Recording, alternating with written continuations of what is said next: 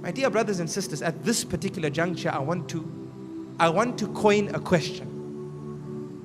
And that question is, what is our relationship with our parents? Right now, I want you to ask yourself, what is our relationship with our parents?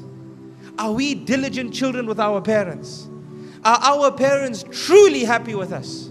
Are there days in our parents' lives when they sit and they wish we would be different children to what we are? Ask yourself this question, especially our mothers.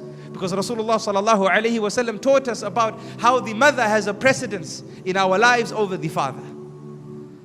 And to make us understand this better, I want you to imagine a mother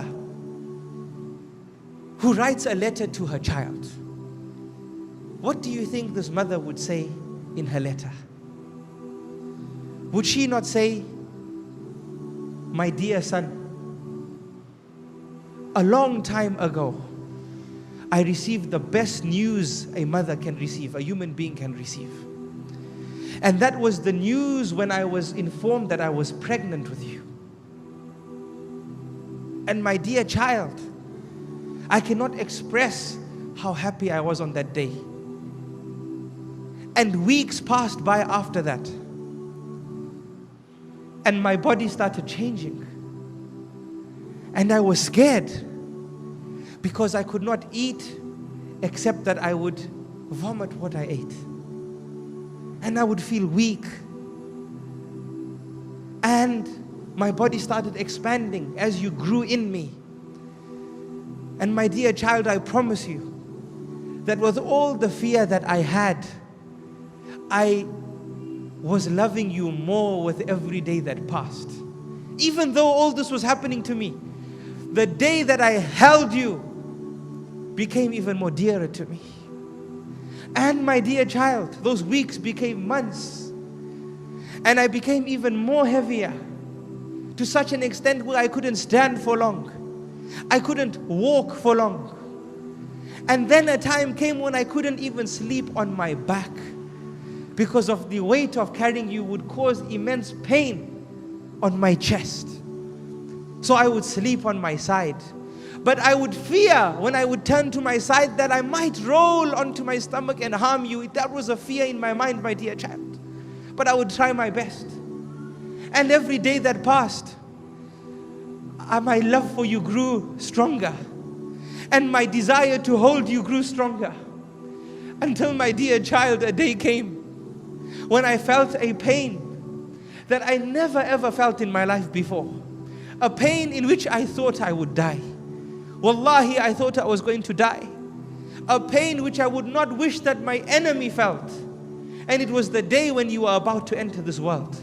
And it lasted for long. Pain after pain, contraction after contraction, second after second, minute after minute. By Allah, it felt like a lifetime. I thought I wouldn't survive from this. But I promise you, my dear child, that there was never a moment that I hated you during that process. Never a moment where I said an evil word to you or an evil word about you.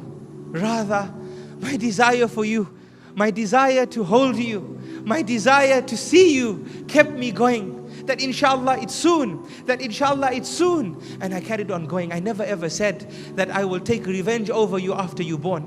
I never ever said that woe to you, woe to you. I never uttered a word of enmity and hatred towards you as I suffered these pangs that felt like the pangs of death. And then, my dear son, or my dear child, you entered this world. And when I saw you, the pangs of death that I thought I felt dissipated. And the tears that I had in my eyes became tears of joy. And the hurt that I felt in my body became a hurt of joy as I held you and brought you to my chest and smiled and said, Subhana Rabbi al-A'la. Allah has blessed us with a great blessing. And then, my dear child, it never stopped there. For the sleepless nights came after. Why sleepless nights, my dear child? Because I could not tolerate you crying one bit. I would be so tired from looking after you during the day that when I finally got some sleep and you made one sound, it woke me up immediately because it would hurt me that you would be uncomfortable. So I got up and said, rather I be uncomfortable than you be uncomfortable. Allahu Akbar. This is what she probably would write. And I would pick you up and pat your back and make sure you're fed and make sure the milk is at the right temperature so that you would experience utmost comfort. And then you grew up, my dear child.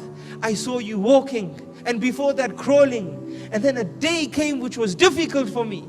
And that was the day when I had to take you to school. And I held your hand, my dear child, and I took you to school. And you cried there. And I cried too. But I had to hold my tears because I knew it was good for you to be there. And I didn't want to make you upset that I was upset as well. So I held my emotions and left you there.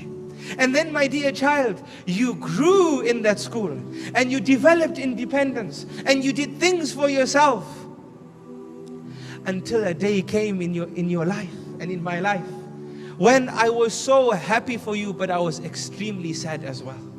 And that was the day, my dear child and my dear son, when you were getting married, when you found someone to get married to. I was so happy for you when I saw your happiness.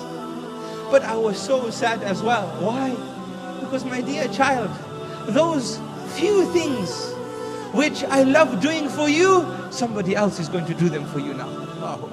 Subhanallah.